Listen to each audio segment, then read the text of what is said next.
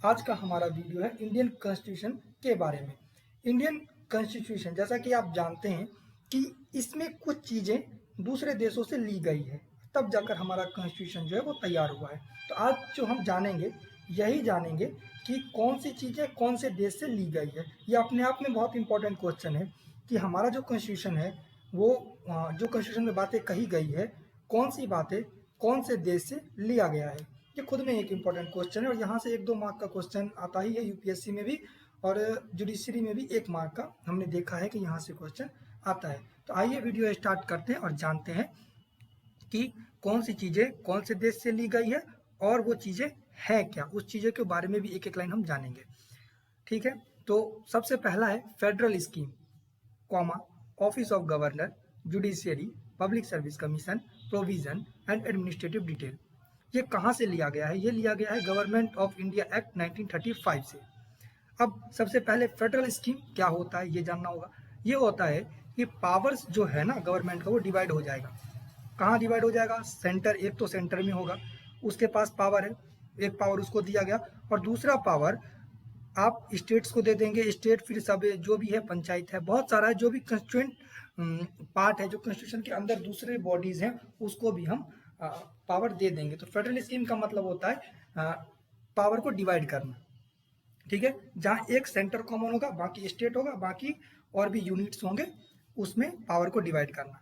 उसके बाद office of governor, ये है आर्टिकल 153 में। Office of governor, governor state में होता है, हर एक स्टेट में होता है, सेंटर के द्वारा अपॉइंट किया जाता है, यानी प्रेसिडेंट के द्वारा अपॉइंट किया जाता है।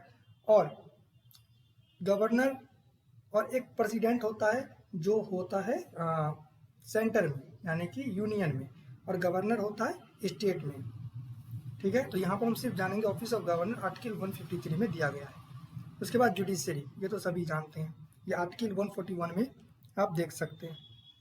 उसके बाद है public service commission. Public service commission article 315 यानी 315 से लेके 323 तक दिया गया है पार्ट 14 में। ठीक, ये हो गया पब्लिक सर्विस कमीशन। उसके बाद provisions and administrative detail. Provisions का हम बोल सकते हैं कि ये एक तरह से formal structure of the state है। ठीक है, एडमिनिस्ट्रेटिव पावर हम लोग जानते हैं कि क्या है, ये कहाँ से लिया गया है? ये लिया गया है गवर्नमेंट ऑफ इंडिया एक्ट 1935 से। तो ये जितना भी ऊपर चीज़ें हैं ये देख के, इसमें से कुछ भी दो चीज़, एक चीज़ देकर पूछ सकता है कि ये कहाँ से लिया गया है। तो ये लिया गया है गवर्नमेंट ऑफ इंडिया एक्ट 1935 से। उसके बाद हम आगे आते हैं। आगे आने के बाद हम देख रहे हैं कि है कंकरेंट लिस्ट। कंकरेंट लिस्ट है, फ्रीडम ऑफ ट्रेड है, कॉमर्स एंड इंटरकोर्स है, एंड ज्वाइंट सीटिंग है। Joint sitting of the 2 house of parliament है। उसके बाद कुछ नहीं है। ये चीज़ें कहाँ से ली गई है? ये लिया गया है ऑस्ट्रेलिया से। ऑस्ट्रेलियन कॉन्स्टिट्यूशन में ये चीज़ प्रेजेंट है और वहीं से हमने इसको लिया है, ऑस्ट्रेलिया से लिया है हमने। ठीक है, तो कंकरेंट लिस्ट क्या होता है पहले ये जान लेते हैं। ये कंकरेंट लिस्ट ऐसा लिस्ट है जहाँ पर दोनों ही यानी स्टेट और यूनियन दोनों के पास पावर होता है उस पर लॉ और रूल बनाने का। ठीक, ये होता है कंकरेंट लिस्ट। इसमें 52 अभी जो प्रेजेंट है 52 आइटम है। कितना आइटम है अभी? 52 आइटम अभी प्रेजेंट में है कंकरेंट लिस्ट में। 47 था पहले, फिर 42nd अमेंडमेंट करके इसमें 5 को जोड़ दिया गया। तो 5 हम बाद में जानेंगे क्या है। वैसे एजुकेशन है, फॉरेस्ट है, प्रोटेक्शन ऑफ चाइल्ड एनिमल है, बर्ड है, वेट एंड मेजर्स है, ये है। पर मोटा मोटा बात ये है कि इसमें अभी 52 यानी 52 आइटम्स हैं, पहले 47 थे। 42 अमेंडमेंट के बाद इसमें 5 को ऐड कर दिया गया। ये 7 शेड्यूल में है, लिस्ट नंबर 3 में है, और आर्टिकल 246 डील करता है कंकरेंट लिस्ट से, यानी कि आर्टिकल 246 लिस्ट 3 7 शेड्यूल। ओके, उसके बाद है यहाँ पर freedom of trade. Freedom of trade जो है ये है दिया गया है आर्टिकल 301 में। इसमें इसका मतलब है should free through out the country. Trade जो है, trade should be free through out the country, यानी कि जो ट्रेड चल रहा है, ट्रेड मतलब क्या होता है कि बिजनेस, एक दूसरे से दूसरे देश अगर आप कुछ भी सामान भेज रहे हैं, इधर उधर कर रहे हैं, बिजनेस कर रहे हैं, तो वो फ्रीली होना चाहिए। फ्रीली का मतलब यहाँ पर, फ्रीली का मतलब है कि आप डॉक्यूमेंटेशन करने के बाद ही कुछ काम करेंगे। फ्री का मतलब यहाँ पर ये नहीं है कि ना उठाए उस पर चले गए। फ्री का मतलब है कि आपको जो लाइसेंस है वो दिया जाना चाहिए। यहाँ पर फ्री का मतलब ये है, एक कंट्री से दूसरे कंट्री में आप बिजनेस कर सकते हैं। ये आर्टिकल 301 में दिया गया है। उसके बाद है joint sitting. Joint sitting president के द्वारा बुलाया जाता है, ये आर्टिकल 108 में दिया गया है, आप देख सकते हैं। उसके बाद अच्छा, ये सब तो हमने देख लिया, एक एक लाइन में जान भी लिया कि ये है क्या। उसके बाद ये कहाँ से लिया गया है, ये लिया गया है आपका ऑस्ट्रेलिया से, ठीक है, ऑस्ट्रेलिया से। उसके बाद हम आते हैं procedure established by law. Procedure established by law, इसका मतलब है कि जो लॉ बनाया गया है, ठीक है। ये आर्टिकल 21 में एक तरह से आप देखेंगे, आर्टिकल 21 में आपको लिखा मिल जाएगा, no person shall be deprived of his life और personal liberty except according to procedure established by law. इसका मतलब ये है कि किसी भी पर्सन का आप जिंदगी को छीन नहीं सकते, उसके लिबर्टी को छीन नहीं सकते, लेकिन एक्सेप्ट मतलब एक्सेप्शन यहाँ पे दे दिया है कि यदि वो लॉ नहीं है तो, ठीक है, यानी कि अगर वो लॉ में दिया गया है, लॉ बना दिया गया है उसको छोड़कर। लेकिन इसके बाद एक और कॉन्सेप्ट आया था, पहले यही देख लेते हैं। ये कॉन्सेप्ट कहाँ से लिया गया था, जापान से लिया गया था, जापानीज कॉन्स्टिट्यूशन से ये लिया गया था, ठीक है। लेकिन इसके बाद एक और आया था, ड्यू प्रोसेस ऑफ लॉ, ठीक है, यहीं पर क्लियर कर लेते हैं इसको। प्रोसीड्यूर इस्टेब्लिश्ड बाय लॉ जो था, इसमें क्या था कि आप कुछ भी कानून बना दीजिए, वो कानून चैलेंज बस इसी ग्राउंड पर हो सकता है कि जो रूल है वो फॉलो किया गया कि नहीं किया गया कानून बनाने से पहले, ठीक है। उसके बाद ड्यू प्रोसेस ऑफ लॉ आ गया, जो कि शायद अमेरिका में लागू है। उसमें क्या है कि आप कोई भी लॉ बना रहे हैं ना, उसको चेक किया जाएगा कि वो जस्ट, फेयर और रीजनेबल है कि नहीं। अगर नहीं है तो उसको नल और वाइड कर सकता है कोर्ट, वो है ड्यू प्रोसेस ऑफ लॉ, बस। लेकिन हमको सिर्फ इतना जानना है, प्रोसीड्यूर इस्टेब्लिश्ड बाय लॉ कहाँ से लिया गया है, जापानीज कॉन्स्टिट्यूशन से लिया गया है। उसके बाद suspension of fundamental right during emergency, ठीक है। आप सब जानते हैं कि इमरजेंसी के टाइम में फंडामेंटल राइट जो है वो खत्म कर दिया जाता है। तो ये लिया गया है जर्मनी से। कहाँ से लिया गया है, जर्मनी से लिया गया है। ये आर्टिकल 358 में दिया गया है कि आर्टिकल 19 जो है वो सस्पेंड हो जाता है, वैसे आर्टिकल 14 भी सस्पेंड हो जाता है। अब ये बताइए कि कौन सा आर्टिकल है जो सस्पेंड नहीं होता है ड्यूरिंग इमरजेंसी। वो आर्टिकल है 20 और 21। ये आर्टिकल इमरजेंसी के दौरान भी सस्पेंड नहीं होता है, ठीक है। उसके बाद ये ऐड कब हुआ था, ये कब कहा गया था कि ये जो 20 और 21 ये सस्पेंड नहीं होगा, ये 44th अमेंडमेंट में कहा गया था, ठीक है। उसके बाद हम आगे आ जाते हैं, fundamental duties and ideal of justice social economic and political, ठीक है। ये कहाँ से लिया गया है, जो हमने ऊपर देखा, ये लिया गया है सोवियत यूनियन से, जो कि अभी रसिया है, यूएसएसआर, वो अभी रसिया है। फंडामेंटल ड्यूटी अपने कॉन्स्टिट्यूशन में आर्टिकल 51A में दिया गया है और पार्ट 4 में दिया गया है, ठीक है, 4A में। Ideal of justice, ideal of justice का मतलब जैसे हम लोग जानते हैं social economic and political justice होता है हम लोगों में डेमोक्रेटिक कंट्री है, हम लोग जस्टिस को फॉलो करते हैं। तो ये एक सिंपल सा टर्म था, fundamental duties and ideal of justice. ये सोवियत यूनियन से लिया गया है, यूएसएसआर से लिया गया है, जो कि अब के समय में रसिया है। उसके बाद पार्लियामेंट्री गवर्नमेंट, पार्लियामेंट्री गवर्नमेंट है, रूल ऑफ लॉ है, लेजिस्लेटिव प्रोसीड्यूर है, सिंगल सिटीजनशिप है, कैबिनेट सिस्टम, रिट बोलिए प्रोगेटिव रिट बोलिए दोनों सेम ही है, parliamentary privileges and bicameralism taken from British constitution. ये सब ब्रिटिश से लिया गया है, ठीक है। इसको याद करना पड़ेगा, आपको लिखना भी पड़ेगा। पार्लियामेंट्री गवर्नमेंट, पार्लियामेंट्री गवर्नमेंट जो आर्टिकल 74 एंड 75 में दिया गया है, पार्लियामेंट्री सिस्टम, ठीक है, सेंटर में, और आर्टिकल 163 एंड 164 में दिया गया है स्टेट में। उसके बाद है rule of law. Rule of law ये होता है कि कोई भी व्यक्ति हो वो लॉ के हिसाब से चलेगा, यानी कि वो बाउंड है कॉन्स्टिट्यूशन के हिसाब से चलने के लिए, ठीक है। रूल ऑफ लॉ का मतलब होता है कानून का राज, ठीक है, हिंदी में ही समझिए कानून का राज। कानून का राज क्या होता है, ये आप कॉमन सेंस से भी समझ सकते हैं कानून का राज क्या होता है, ठीक है। आर्टिकल 13 बोलता है रूल ऑफ लॉ को लॉ ऑफ लैंड, यानी कि जिस देश में वो है उस देश का कानून। उसके बाद है लेजिस्लेटिव प्रोसीड्यूर। लेजिस्लेटिव प्रोसीड्यूर दिया गया है, ये तो सभी जानते हैं लेजिस्लेटिव प्रोसीड्यूर क्या है। उसके बाद सिंगल सिटीजनशिप, सिंगल सिटीजनशिप दिया गया है हमारा आर्टिकल 10 में। वैसे सिटीजनशिप आर्टिकल 5 से लेकर 11 तक है सिटीजनशिप, ठीक है। उसके बाद कैबिनेट आर्टिकल 74 में दिया गया है। कैबिनेट सिस्टम मतलब क्या होता है, जो बहुत बड़े बड़े इंक्लूडिंग प्राइम मिनिस्टर, ये सब एक जगह में एक कैबिनेट होता है। अगर मीटिंग होता है तो ये बड़े बड़े जो लीडर्स होते हैं वो एक जगह पर इकट्ठा होते हैं और बात करते हैं, उसी को हम कैबिनेट बोलते हैं। प्राइम मिनिस्टर भी उसमें शामिल होते हैं। रिट हम लोग जानते हैं आर्टिकल 32, आर्टिकल 32 में रिट है। रिट कितने तरह का होता है? रिट 5 तरह का होता है। हैबियस कॉर्पस होता है, सिरिटेरियो होता है, mandamus, quo warranto and prohibition. ये 5 तरह का रिट है। ये हमने बता दिया है अपने वीडियो में, हम आई बटन में दे देंगे, आप वहाँ से देख सकते हैं। एकदम डिटेल नोट्स है हमारे पास इस 5 रिट का, ठीक है। और ये रिट का आर्टिकल कौन सा है? सुप्रीम कोर्ट में 32 है और हाई कोर्ट में 226 है, ठीक है।